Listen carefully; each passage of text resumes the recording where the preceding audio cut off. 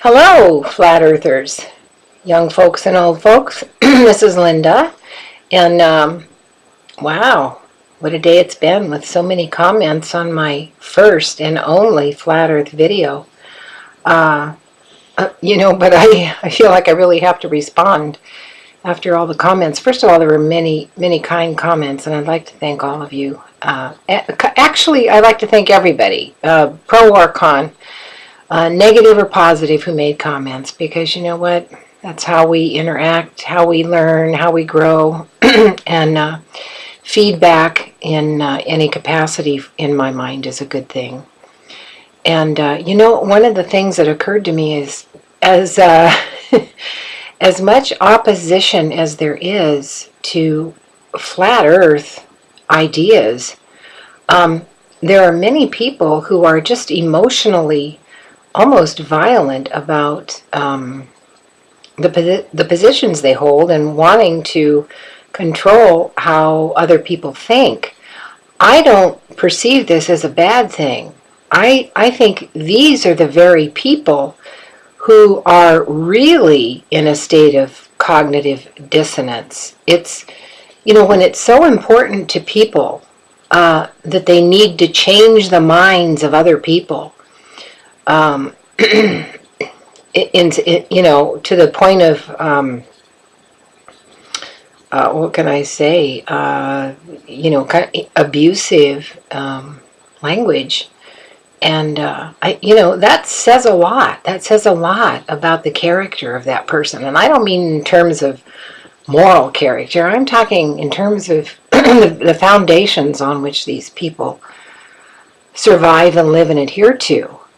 This to me is it's a very telling and revealing thing about how many people are looking at this topic and struggling with what's presented.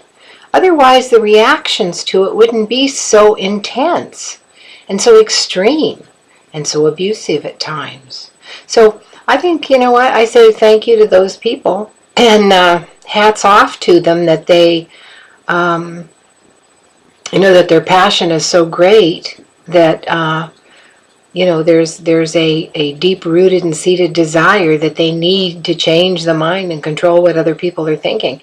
And again, this isn't a judgment, and it's not meant to be. It's an observation, and I find it very interesting. And as I stated on my YouTube subtitle, after so many comments came in, and I thought, well, I'm not going to erase the foul language or the negative comments from this, because it really does depict the states of mind and the emotional reactions that people have to such a what's the word I want? Oh, Linda, these senior moments are too much. Taboo kind of topics. We should all know by now that the earth is round, and how dare any of us present something otherwise. And just from a psychological perspective, this is fascinating to me, that it brings up so many emotions and intense feelings in people. I think that's a really good thing. I think it's a good thing for us, and it's a good thing for them. And we shouldn't deny any of them their expression, because, hey, that's what we're all trying to break through. Is this is within in my mind, flat Earth, and what it presents is within the realm of possibilities. And there have been questions that cause me to pause, and so that in itself, justifies why I'm on here digging around, why everybody else is. And we should be able to do that. We should be able to, no matter how silly or ridiculous it seems. I mean, I'm sure that the people who, for thousands of years, thought the earth was flat before they were presented with a globe theory were in the same predicament. How dare they usurp our ideas and position of, substance, foundation, and religion and everything we believe. How dare they do this? There must have been violent opposition, as there is now, to going back in the other viewpoint. So, surely intelligent people should just relax and open up to the fact that people are, they're entitled to ask questions and seek and search in their own way and in their ignorance. As, believe me, I'm one of them. I'm not a smart person. I'm just another, matter of fact, my intellect is dwindling as I age. I make fun of that a lot, but surely, I I hate to use the excuse of, give you a break, I'm a senior citizen, but, all of us are intellectually incapacitated. None of us know absolutely anything. We put our trust and faith in what we're taught and told and what other people tell us and what we investigate and decide on our own. But still, it isn't absolute. We don't know for sure. And everything is subject to change. So why so much ranting and raving about it? I mean, for heaven's sakes, let's just have a dialogue about what can you present and what are my questions and issues, and try and go back and forth without rejecting anybody, without ostracizing anybody, and just have a human conversation, for heaven's sakes, without all the judgment. So anyway, that's my response to the first video I put out of and most of what I got was very kind and nice feedback, and I'm sure that's because people also want validation for their positions. They want to have support in their positions when they're in a minority. And that's understandable as well. People are like, who else can we, help us get this information out so that more people are thinking about it. So we shouldn't judge that, they make positive comments because they want support. I'm just on here saying what I want to say. I'm an independent thinker and person, and nobody in my family or friends even knows, outside of my son and daughter. My daughter's more open about, well, yeah, Mom, that sounds, that might be a possibility. My son is on the other side, like, oh, you're full of crap. This is, so, we all have that conflict going on a subjective or objective level, no matter what, when we talk about it. But we should be prepared for that. And excuse me, I'm turning the light on because I see I'm kind of dimming out here. And not get so uptight about it, for heaven's sakes. Life's too short, and really it's a journey of discovery. And even though when we think something is established, and all of a sudden the boat gets rocked, the reactions are huge. But there's no reason to be ugly about it. I mean, for heaven's sakes, we're not dogs fighting in for territory or something. I mean, it's only the ego, the human ego, that has a need to protect and defend its territory at any cost, and gets abusive and violent and deadly. I mean, when you think about it, it's kind of ridiculous, really.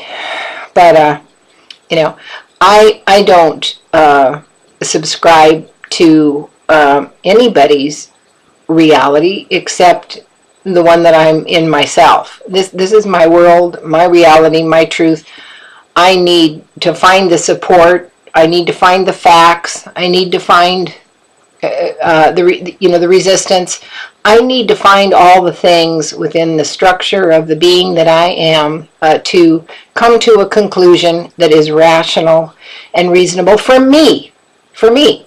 And maybe, there are more and more things opening about the realm of possibilities in terms of energy and dimensional realities and those types of things, that, maybe everything is real all the time, and every perspective is there, and it existing, within the realm of possibilities and frequencies of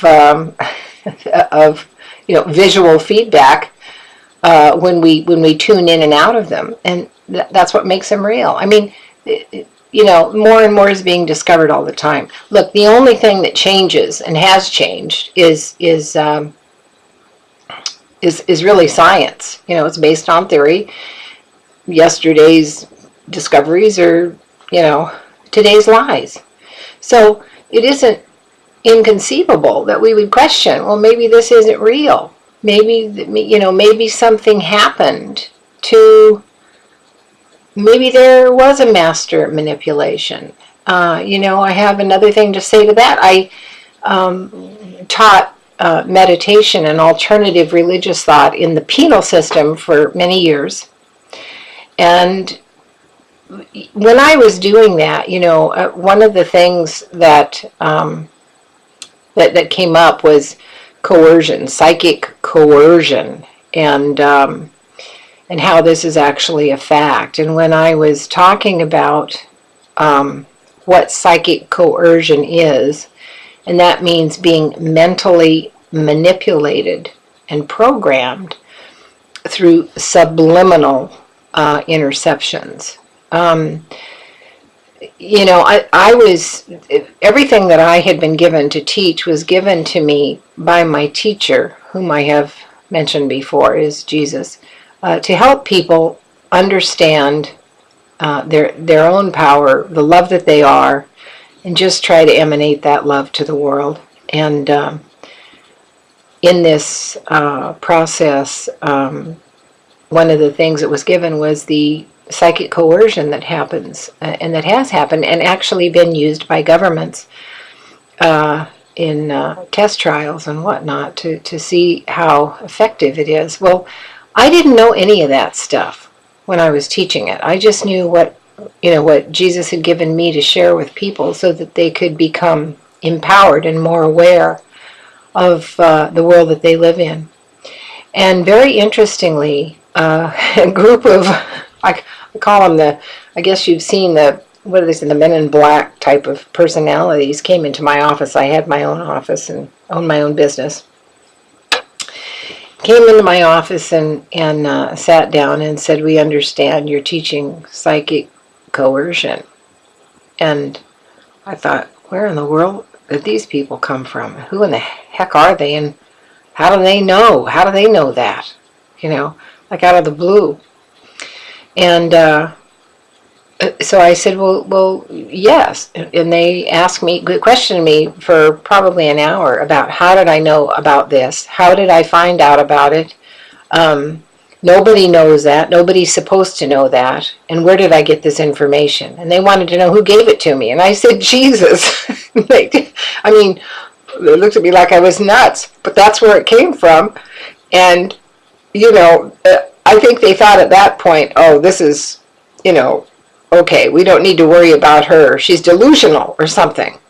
And so they left eventually after questioning me for about an hour about it. And then subsequent to that, I had a couple of Russians come into my office who were middle-aged and asked me if I would attend a meeting that they were having at a home about psychic coercion, and that they understood that I knew about this, and Russia was very aware of it and wanted me to come to this meeting because I was also aware of it.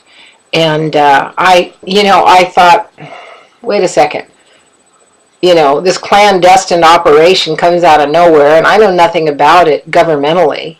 And now I've got Russians coming in and saying, this is a big secret and come to this meeting and we want your input about what you know.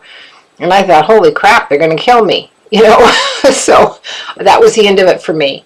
I didn't go to the meeting, and I don't think I ever even mentioned it again in my teaching. But, very interesting, very interesting. And I don't know, why this came up now, but I think I saw Patty. I love her radio show, but Patricia Steer, and interviewing someone, and it kind of hit on that. So I see I'm running out of time. I'm going to close this one now and maybe continue on another one. Have fun watching. Bye.